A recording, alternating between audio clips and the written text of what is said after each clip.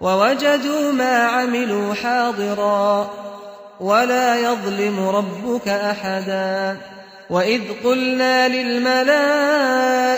اسجدوا لآدم فسجدوا إلا إبليس كان من الجن ففسق عن أمر ربه أفتتخذونه وذريته أولياء من دوني وهم لكم عدو بئس للظالمين بدلا. ما أشهدتهم خلق السماوات والأرض ولا خلق أنفسهم وما كنت متخذ المضلين عضدا. ويوم يقول نادوا شركائي الذين زعمتم فدعوهم فلم يستجيبوا لهم وجعلنا بينهم موبقا. ورأى المجرمون النار فظنوا أنهم مواقعوها ولم يجدوا عنها مصرفا. ولقد صرفنا في هذا القرآن للناس من كل مثل وكان الإنسان أكثر شيء جدلا. وما منع الناس أن يؤمنوا إذ جاءهم الهدى ويستغفروا ربهم إلا أن تأتيهم سنة الأولين أو يأتيهم العذاب قبلا. وما نرسل المرسلين إلا مبشرين ومنذرين ويجادل الذين كفروا بالباطل ليدحضوا به الحق واتخذوا آياتي وما أنذروا هزوا. ومن أظلم ممن ذكر بآيات ربه فأعرض عنها ونسي ما قدمت يداه إنا جعلنا على قلوبهم أكنة أن يفقهوه وفي آذانهم وقرا وإن تدعهم إلى الهدى فلن يهتدوا إذا أبدا. وربك الغفور ذو الرحمة لو يؤاخذهم بما كسبوا لعجل لهم العذاب بل لهم موعد لن يجدوا من دونه موئلا. وتلك القرى أهلكناهم لما ظلموا وجعلنا لمهلكهم موعدا. وإذ قال موسى لفتاه لا أبرح حتى أبلغ مجمع البحرين أو أمضي حقبا فلما بلغا مجمع بينهما نسيا حوتهما فاتخذ سبيله في البحر سربا. فلما جاوزا قال لفتاه آتنا غداءنا لقد لقينا من سفرنا هذا نصبا. قال أرأيت إذ أوينا إلى الصخرة فإني نسيت الحوت وما أنسانيه إلا الشيطان أن أذكره واتخذ سبيله في البحر عجبا. قال ذلك ما كنا نبغ فارتدا على آثارهما قصصا. فوجدا عبدا من عبادنا آتيناه رحمة من عندنا وعلمناه من لدنا علما. قال له موسى هل أتبعك على أن تعلمني مما علمت رشدا. قال إنك لن تستطيع معي صبرا وكيف تصبر على ما لم تحط به خبرا. قال ستجدني إن شاء الله صابرا ولا أعصي لك أمرا قال فإن اتبعتني فلا تسألني عن شيء حتى أحدث لك منه ذكرا فانطلقا حتى إذا ركبا في السفينة خرقها قال أخرقتها لتغرق أهلها لقد جئت شيئا إمرا قال ألم أقل إنك لن تستطيع معي صبرا قال لا تؤاخذني بما نسيت ولا ترهقني من أمري عسرا فانطلقا حتى إذا لقيا غلاما فقتله قال أقتلت نفسا زكية بغير نفس لقد جئت شيئا نكرا قال ألم أقل لك إنك لن تستطيع معي صبرا قال إن سألتك عن شيء بعدها فلا تصاحبني قد بلغت من لدني عذرا فانطلقا حتى إذا أتيا أهل قرية استطعما أهلها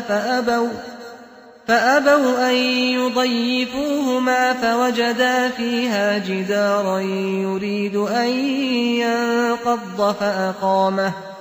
قال لو شئت لاتخذت عليه أجرا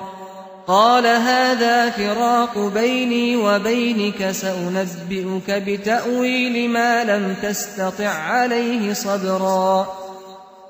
أما السفينة فكانت لمساكين يعملون في البحر فأردت أن أعيبها وكان وراءهم ملك يأخذ كل سفينة غصبا وأما الغلام فكان أبواه مؤمنين فخشينا أن يرهقهما طغيانا وكفرا فأردنا أن يبدلهما ربهما خيرا منه زكاة وأقرب رحما وأما الجدار فكان لغلامين يتيمين في المدينة وكان تحته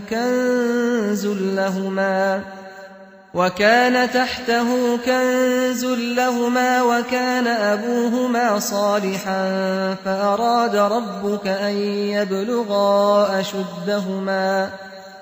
فأراد ربك أن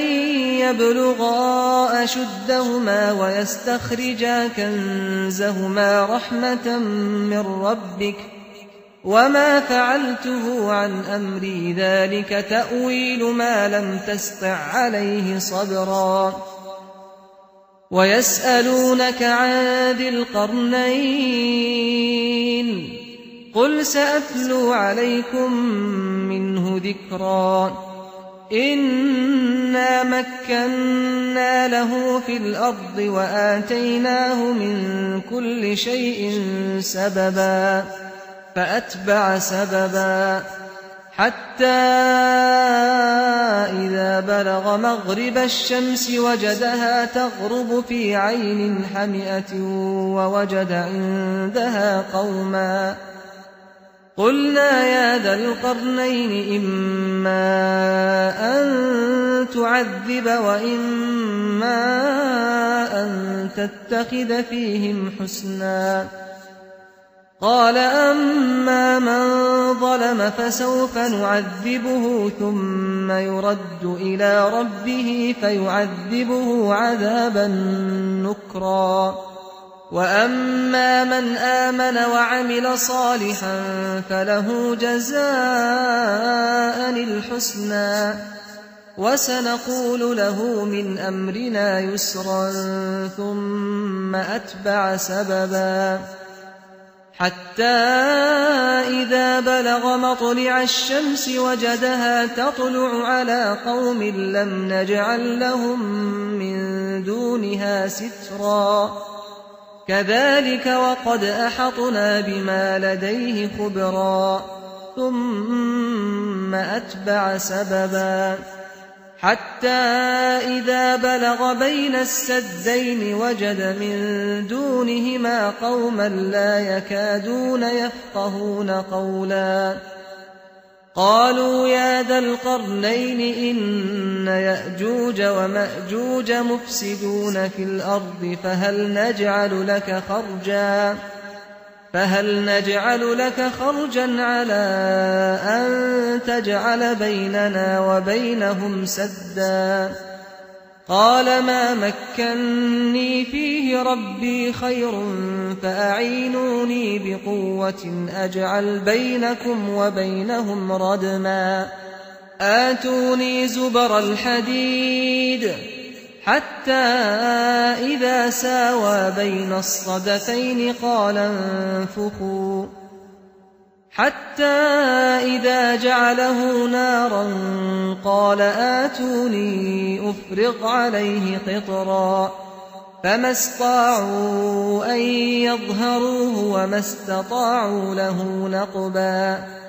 قال هذا رحمة من ربي فإذا جاء وعد ربي جعله دكاء وكان وعد ربي حقا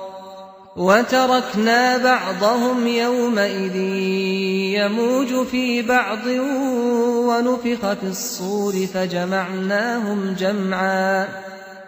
وعرضنا جهنم يومئذ للكافرين عرضا الذين كانت أعينهم في غطاء عن ذكري وكانوا لا يستطيعون سمعا أفحسب الذين كفروا أن يتخذوا عبادي من دوني أولياء إنا أعتدنا جهنم للكافرين نزلا قل هل ننبئكم بالأخسرين أعمالا الذين ضل سعيهم في الحياة الدنيا وهم يحسبون أنهم يحسنون صنعا أولئك الذين كفروا بآيات ربهم ولقائه فحبطت أعمالهم فلا نقيم لهم يوم القيامة وزنا ذلك جزاؤهم جهنم بما كفروا واتخذوا آياتي ورسلي هزوا إن الذين آمنوا وعملوا الصالحات كانت لهم جنات الفردوس نزلا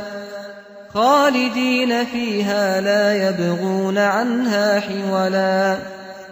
قل لو كان البحر مدادا لكلمات ربي لنفد البحر قبل أن تنفد كلمات ربي ولو جئنا بمثله مددا قل إنما أنا بشر مثلكم يوحى إلي أنما إلهكم إله واحد فمن كان يرجو لقاء ربه فليعمل عملا صالحا ولا يشرك بعبادة ربه أحدا